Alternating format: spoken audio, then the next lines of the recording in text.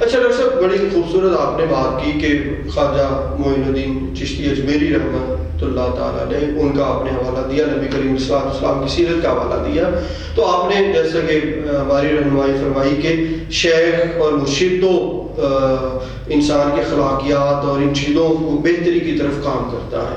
تو ایک ہمیں چیز جو عام طور پر دیکھنے کو ملتی ہے کہ ہم شیخ کے پاس رہ بھی رہے ہوتے ہیں، مرشد کے قدموں میں بیٹھ بھی رہے ہوتے ہیں اور سب کچھ کر رہے ہوتے ہیں، لیکن جب تک تو ہم اپنے شیخ کے پاس موجود ہیں یا ان کے قدموں میں بیٹھے ہیں، ان کی خدمت کر رہے ہیں، پھر ہم بڑے نیک، پاک، صاف اور بچ کر رہتے ہیں. لیکن جیسے ہی ہم اپنی سوسائٹی کے اندر واپس آتے ہیں تو جیسے شیخ کہتا ہے کہ آپ نے جھوٹ نہیں بولنا، ہم جھوٹ بول رہے ہوتے ہیں، ملاوٹ نہیں کرنی، ہم ملاوٹ کر رہے ہوتے ہیں، دھوکہ نہیں دینا، ظلم نہیں کرنا، حقوق اللہ اور حقوق العباد کی تلفی نہیں کرنی، لیکن ہم اس کے باوجود بھی یہ سب کچھ کر رہے ہیں. تو کیا وجہ ہے کہ ہماری پریکٹیکل لائف کے اندر وہ جو شیخ کی تعلیم ہے وہ ہمیں نظر کیوں نہیں آتی؟ ڈاکٹر صاحب، this is basically due to lack of continue teaching.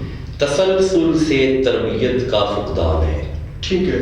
اگر آپ اپنے صوفیاء کو پڑھیں تو محسوس کریں گے حضرت خواجہ نظام صاحب ڈیلی اپنی نشست پہ تشریف فرما ہوتے، متعلقین یعنی مسلمان غیر مسلم سب آتے، ٹھیک ہے ٹھیک ہے، سب حاضر ہوتے اور آپ ان میں بیٹھ کے قرآن و سنت کی تربیت فرماتے، قرآن کا پیغام پہنچاتے. اور باقاعدہ آپ کی نشستیں ہیں، مجالس ہیں، پہلی مجلس یہ، دوسری مجلس یہ، تیسری مجلس یہ. خواجہ صاحب کی یہ مجالس امیر خسرو نے رقم کی ہے.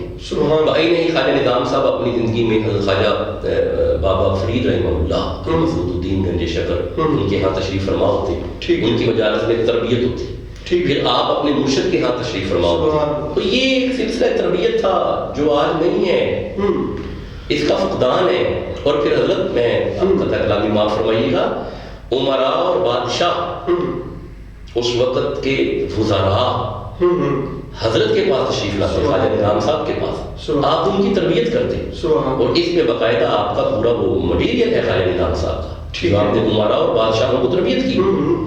حضرت یہ فقدان ہے ڈاکٹر صاحب. اس فقدان کی وجہ سے وہ جو تعلیمات ہیں وہ معاشرے میں امپلیمنٹ نہیں ہو رہی. اچھا ڈاکٹر صاحب، آپ نے بڑی اچھی نشاندہی کی کہ یہ وجہ ہے کہ وہ ایک رابطے میں کمی یا تربیتی نشستوں کی کمی. تو اس کی ایک وجہ تو میرے خیال میں ہمیں سمجھنے میں یہ بھی ہے کہ اب زندگی بڑی تیز ہو گئی ہے، افراتفری کا عالم ہے، ٹائم نہیں ہوتا.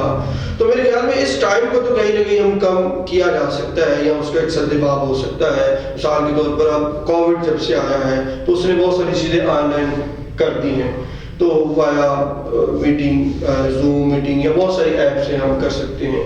اور ویسے اب تو موبائل بھی ہم شاید سے اگر ملاقات کے لیے فزیکلی نہ بھی جانا ہو تو ہم فون پر بھی کر سکتے ہیں.